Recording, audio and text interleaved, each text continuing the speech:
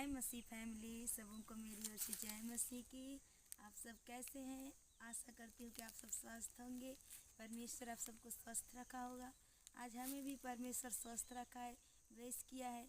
हमारे सुबह से लेकर हमें हर एक कामों में परमेश्वर ने हमारी सहायता मदद किया है। परमेश्वर को भी धन्यवाद देते हैं।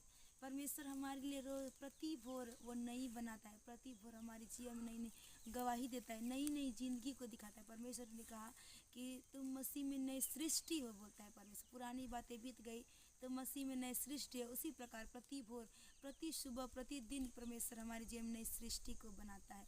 तो परमेश्वर को भी धन्यवाद। और आज का वचन यह है परमेश्वर का, गलातियों 6:8, क्योंकि जो अपने शरीर के लिए बोता है वह शरीर के द्वारा विनाश की कटनी काटेगा, और जो आत्मा के लिए बोता है वह आत्मा के द्वारा अनंत जीवन की कटनी काटेगा। तो आज हम यही आप लोग को बताना चाह रहे हैं, ये परमेश्वर के वचन के द्वारा, कि हमारे जीवन में कभी कभी ऐसी परीक्षाएं आती है, ऐसी मुसीबतें आ जाती हैं कि हमें पता नहीं चलता कि हम क्या करें और क्या नहीं करें। तो हम उस टाइम अगर हम परमेश्वर के वचन को अगर हम सच में सच्चे मन से उसके खराई पर चलते हैं, उसके राहों पर अगर हम सच में सच्चे मन से चलते हैं, तो परमेश्वर का हर एक वचनों को हम मानेंगे, उस पर चलेंगे। अगर हमारे जीवन में अगर जब हम कुछ भी आगे बढ़ना रहता है, अगर हमारे जीवन में आज हमें प्रेयर करने कहीं पे जाना है और हमारे जीवन के भविष्य के लिए कुछ हमारे लिए हमें उधर फॉर्म अप्लाई करने जाना है, तो हमें चिंता हो जाती है कि हम कहाँ पर जाएं। लेकिन हम मनुष्य अपने मन की सहारा लेते हैं। हम उस टाइम प्रभु की सहारा नहीं लेते, अपने मन की सहारा लेते हैं। हम सोचते हैं कि अगर हम भविष्य के लिए हम नहीं जाएंगे तो हमारा भविष्य नहीं बनेगा।